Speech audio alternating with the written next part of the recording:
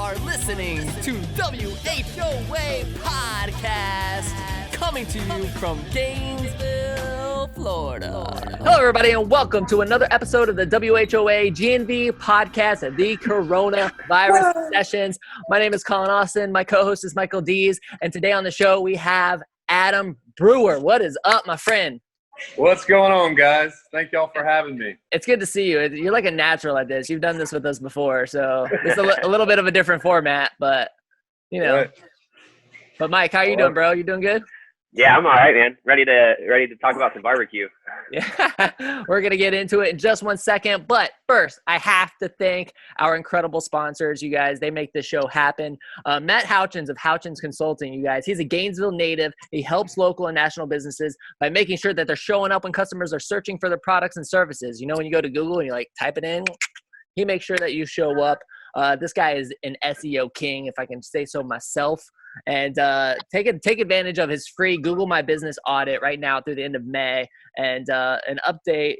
And he's doing a Google My Business audit and update.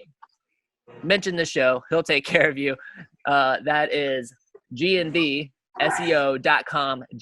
GNVSEO.com. I will get there. I will get through it. There it is. But make sure to hit Matt Houchins up. Matt, thank you so much for your sponsorship. And I have to thank Brooker Pest Control as well. You guys, Brooker Pest Control does our pest control at the shop. They do the pest control at my house. These guys are awesome. You know, they can take care of anything. Like when it comes to pests, think of any pest that you have. They can take care of it. So if you got mosquito problems, whatever, termites, whatever, hit them up. They will take care of you guys. I always love the smile that Karen has on his face when he comes into the dealership, and just does a really good job of taking care of us. So thank you, Brooker Pest Control, for your support of our podcast. You guys, go look Brooker Pest Control up. You can find them at brookerpestcontrol.com, or you can call them at 352-378-2433. That's 352-378-2433. And, I'm just super grateful for all of the support that we get for the podcast and these local businesses helping us make this happen so we can have conversations exactly like this one with epic companies exactly like this one, Adam's Rib Co. And we Thanks, Brooker. Thanks, guys. That's awesome. Exactly. Wow. So we're gonna find out what's happening in my man Adam's world since this virus has started to come down on everything, man. So talk to us, man. Give us a summary. A few weeks ago, this thing started to hit. There was restaurants closing. There was all sorts of businesses closing all across the city. What were the first things that were happening for you, in those very first moments? I went kind of in immediately into what I call hurricane prep mode. So I don't know how many people, prepare for hurricanes, but I'm really big into kind of the whole concept. You don't have to get ready if you stay ready. So I immediately, thought, okay, what's coming down the pipeline? First thing is cleaning supplies, sanitizer. What can you do? In our business, we're going to keep doing what we're doing, but how do we combat what they're asking us to do, and how do we have the right kind of supplies? I guess N95 masks, shields, sanitizer, Lysol spray, bleach, things that were just normal everyday items in my business became essential and a huge necessity, and then they were all of a sudden a scarce resource. So the scarcity of a lot of the resources, especially for restaurants, it does put a little bit of a damper if you don't have those things in stock. If you don't carry 12 gallons of sanitizer and you don't have masks on hands, those things were what we were trying to avoid from the initial get-go. Hey, this is a pandemic. This is real. This is really happening. We're not sure how we're going to deal with it. This is what the county and the city is saying, but here's some things you can start thinking about on your own. That was kind of the opening window for us was all right, this is happening, and this is really gonna come to town, and this is really gonna wreak havoc. How do we prepare? How do we have the products we need? And not the food, not the beef brisket, not the ribs, not the bacon, but how do we carry antibacterial wipes? How do we carry Lysol? How do we get it in stock if we don't have it in stock? So a lot of those things were stuff that I was not thinking about, but it did help us to kind of get into that hurricane/pandemic prep mode. I mean, okay, but on the food standpoint, though, was it even going through your mind of, man, like, am I going to have enough or am I going to have too much, given the fact that we might be closed down and, like, a lot of this will go to waste? I mean, was there any of that thought process at all? No, sir. So I run my business a lot differently than most business owners. I knew that the day that this went down that I would be in my business cooking. I knew that I'd be on the phone with my managers, making sure we ordered the right amount of food. We know how to reduce our labor. I would say tightening the belt is something that we've been famous for. We know how to tighten the belt. We know how to work lean. We know we have really great staff. The people that run our business, they understand like this, what we're doing, what we're going through right now. And literally, I would call this tightening the belt, like beans and rice, ramen noodle kind of time. Tighten the belt. Let's get back to work. I definitely have put the work belt on to make sure that our processes are going the same. Huge support from Florida Food Service, one of our vendors, locally owned and operated. They have gone out of their way to make sure I have the things I need. If they can't get it, or if they don't have it, or they can't, they're going to get it the next day. So from a vendor standpoint, support standpoint, Florida Food Service has been amazing. But the other side of it is people going outside of their normal comfort zone to make sure they're helping one another. But we're seeing that, and not just – we're seeing that everywhere. People are really getting back to the grassroots way of helping people and being there and doing things they wouldn't normally do to help their fellow man. So that's definitely playing out for us. Yeah, it's been really, really cool to see everybody, like, really, really step up to the plate. It's you just have that feeling of like they're your neighbors, you know, like they're your neighbors and they're like right there, and it's just such a great community feeling. Yeah. Something that we haven't really seen in a while, and it's been cool just to see the love that's been shared amongst our community. Can I give you one more? For instance, I'm fresh off of this. I just did a delivery to our local Sam's Club. They reached out to me as one of their small businesses, and called us last week, say, hey, we want to get you on our schedule. We want to spend some money with you. We want box meals delivered this time and this time. But one of those examples, like Sam's Club didn't have to call me last week, didn't have to set up these meals, but they're literally knowing that we got great food. They got people that want to eat, that work for them, and they're just making it happen. They're spending the dollars, and they're helping out small business. Yeah, that's really great, man. How about like the whole chain with people not being able to eat inside the restaurant? I mean, have you had a major decrease, or have you just seen the community really step up and go like buy more food because of this outreach of support for local business? And I know that's even tough because the whole community is trying to support everybody. So like, we've been buying gift cards to every business in town at this point. But has it gone down? Has the process of takeout only, what adaptations have you made, and has it affected you? We really we were set up for this. We didn't know we were set up for it. We were geared for this. I worked with a friend of mine a couple years ago. I think a lot of people know him, Freddie Wiebe. He encouraged me probably 2 years ago to start looking into the deliveries, delivery apps. And I love Freddie, man. Freddie is he is such an asset to this community. Right. Great person, great understanding, knows the restaurant business. He needs more shout outs on this. He needs more shout outs. Yeah, he's awesome. He's like one of the most like humble, like behind the scenes guys, Right. And that's the thing about it, Collin. People know that, and that's why I want to give him reps, because he deserves it. He goes out of his way to talk to people like me and you to try to help us with our business or ideas that he's seen work in other businesses. Hey, try this out. Maybe it works in yours. But on that note, he literally was like, Adam, this whole delivery thing's taken off. You really need to look at getting Uber Eats. You need to look at some of these other companies like Bite Squad and DoorDash. And because of his kind of, we did this 2018. So now 2 years later in 2020, I have all the tablets. I'm known on Bite Squad. I'm known on DoorDash. I'm known on Uber Eats. And so my customers can go there and they can order our food and have it delivered. I would tell you the margins are horrible. I don't make much on the delivery, but what we're doing is we're keeping the volume going. We're keeping the food moving. With enough volume, we're going to be fine. But it's huge. It offsets our carryout. It helps us because our carryout is so busy right now. We were before maybe 40 or 50% carryout. Now we're 60, 70% carryout. So we lost our dine-in. We're trying to make our volume back without the dine-in. Moving product like you're talking about, call ahead, carry out, curbside, carry out, delivery, catering, box lunches, box meals. How can we get them there? But all of that's it's all come together to kind of create the new norm. We're talking about the new norm. The new norm for Adam's Rib Company is what we have kind of transgressed into the last 3 weeks.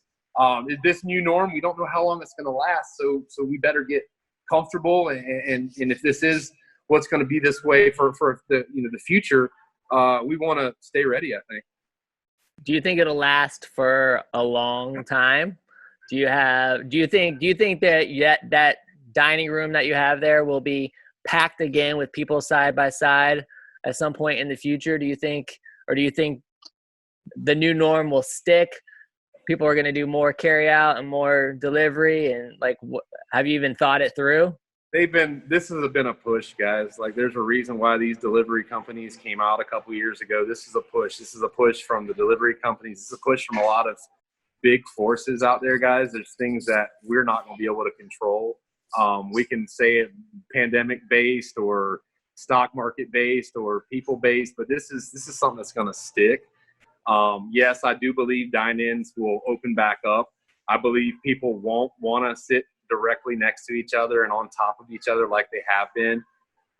If you think back to the 80s and the 90s, dining rooms were not like they are now. We're literally working because of the cost of utilities and rent and mortgage. People are literally packing people in like sardines to their dining room to get them in, get them out for busy times like lunch and dinner. But if you think back to like the 80s and the 90s, you go into these places and there'd be huge dining spaces and there'd be plenty of tables and they'd have big booths for 6 and 8 tops, and you would just have plenty of room, more room than you ever needed. And when you go to restaurants now, we physically can't afford to have those dining rooms. We don't have the bottom line to support that. So the ones of us that are really focusing on the to-goes and focusing on the deliveries, I think we're going to be able to hang in there. And then when they add the dine-in back on, we'll just add that to our new norm. Oh, well, thanks. Well, if it's 10% or 20% of our business, we'll adjust that into it being whatever the percentage is.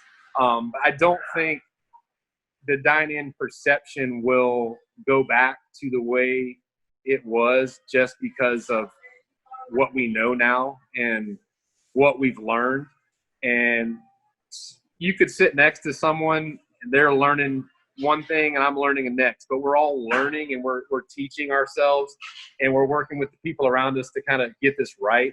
But the biggest thing that we can do, I think, Collin, is we need to get this right. We got to do this the right way for the next generation or for our parents or whatever generation we're fighting for.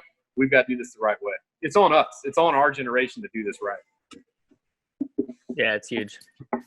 I'm curious, like going through this as you have, has there been has it been better or worse having multiple locations? Does it make it easier or is it more stressful for you? We just had to be real smart. We've had to think things through. We've had to focus on what was our busy times. We've cut some hours at our south location, just kind of condense the hours. But it has been a lot easier for us. It's been helpful to have 2 locations because of the amount of lunch carryouts and deliveries that we are receiving. It's really nice that they can go out of 2 locations. If we tried to do this volume out of one, I think it would detract from what we're doing. People wouldn't want to be here because they're trying to get in and get out. They're trying to not have contact. We're trying to reduce that. We're trying to hand off food bagged and ready to go, make sure it's right, and we're trying to send them on their way before the next person comes in. And so it's really a lot of the stuff we're doing is in passing. So the more facilities I have to kind of move the food in and out in passing, it's helping. I watched my wife's location yesterday. She has like an Uber table set up, a Bite Squad table set up, and literally they're walking in the front door, they grab their Uber stuff, they check the number off, and they go. And we don't have to get in within 6 feet. They're over there.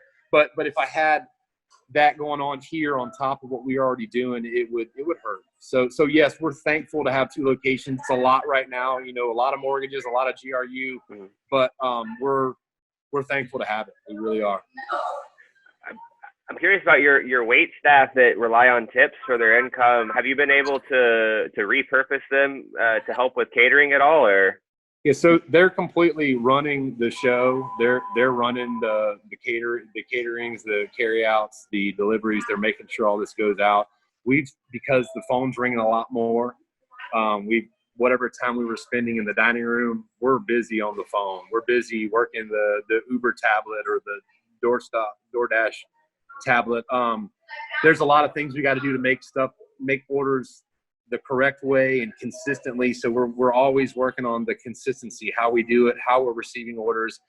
We have a delivery company that maybe doesn't have an item in their system right. We're going back to that company and saying, hey, we sell this meal that has 3 sides. It doesn't have 2. So when we're offering this to the customer on DoorDash, we want to have the 3 sides.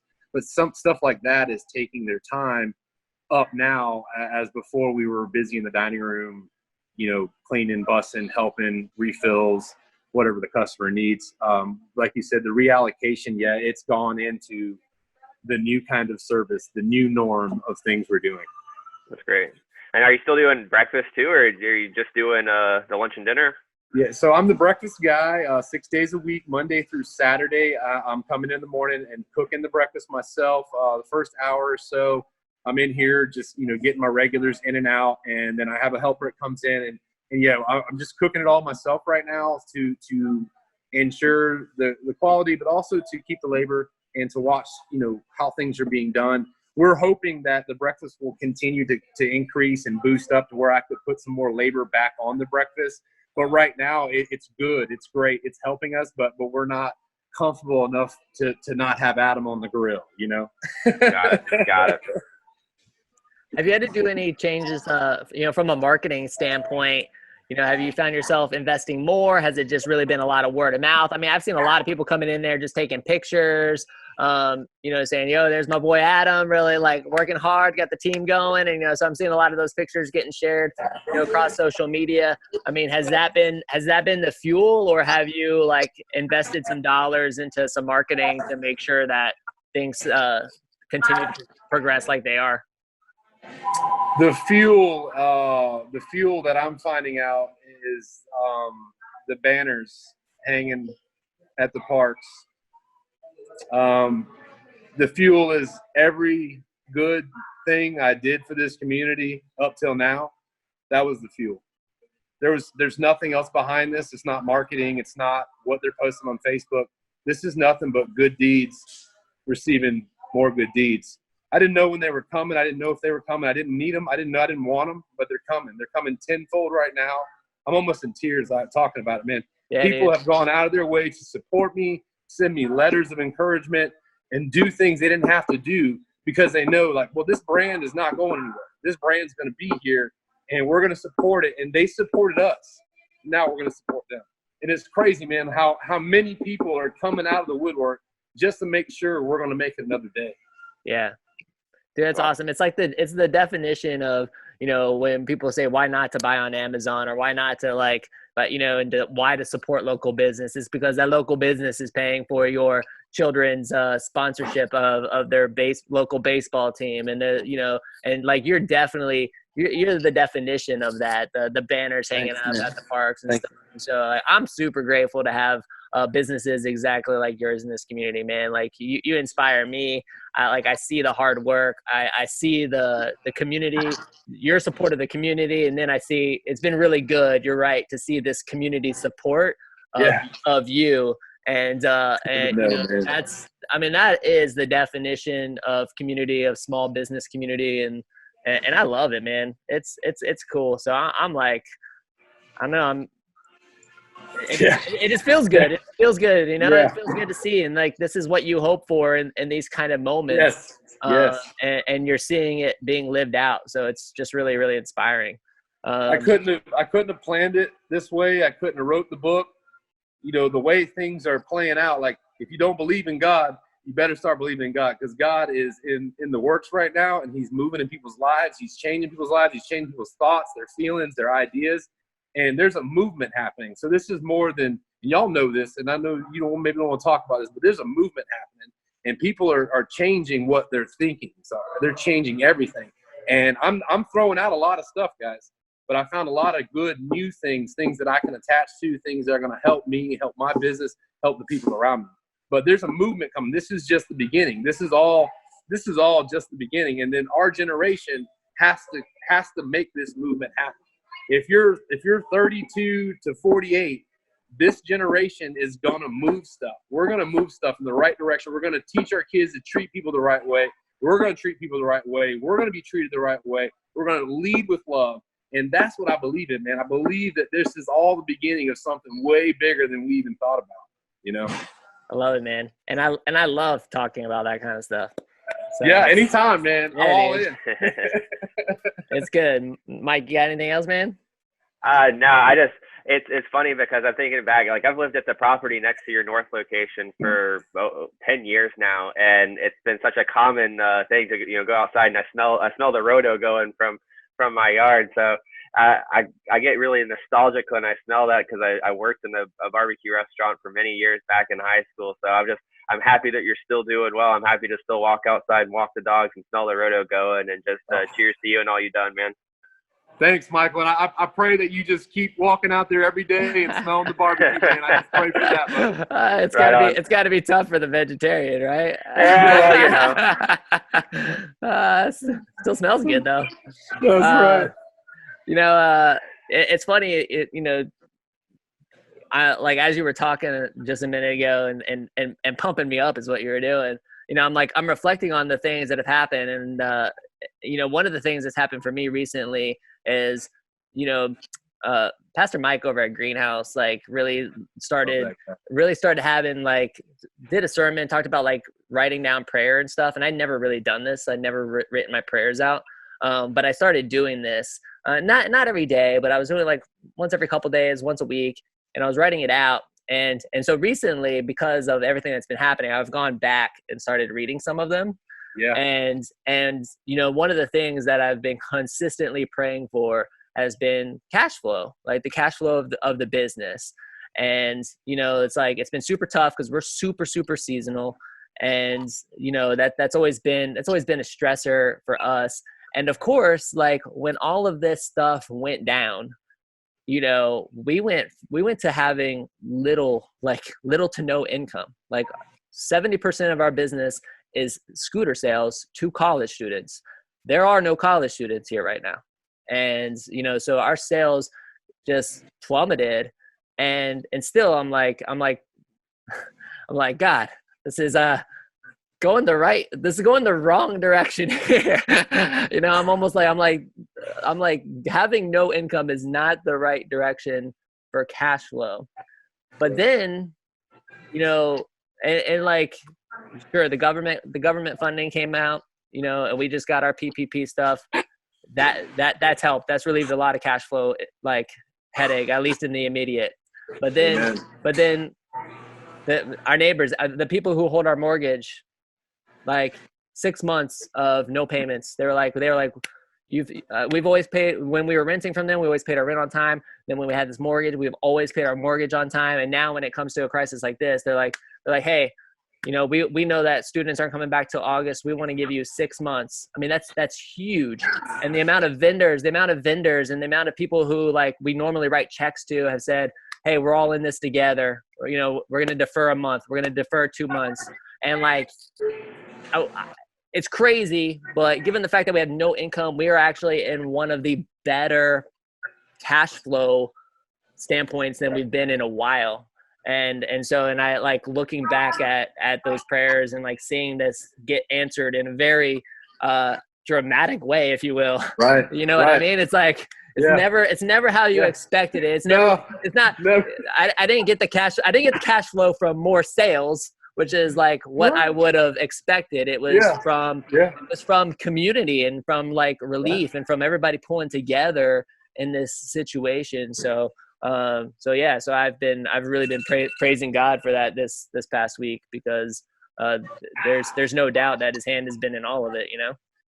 Yeah, and he's good all the time, and he comes when he's ready, and he comes when you need it. And we didn't, sometimes we think we need things, but he gifted you. He gifted you right when you needed it the most. And it was funny, like you said, peculiar, but God is good, man. God is good all the time. And thank you for sharing that, because that's what we're looking for. I have a lot of friends that are looking for that right now, what you just said.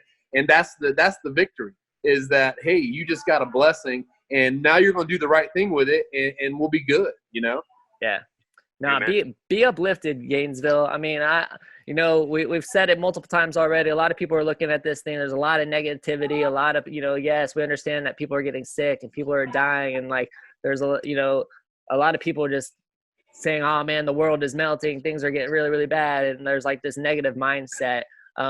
People like Adam, people like myself, people like Michael, like we have this mindset of like, hey, there's opportunity here. And there's going to be really great things that come from this. And you're already we're seeing the great things coming from it. What just community alone is like really, really great, but there's going to be more. And I just believe that so much. So I just want to encourage everybody to stay super positive, and reach out, like, let us know how we can help you. Like, we're going to get through this, but we're going to get through it together.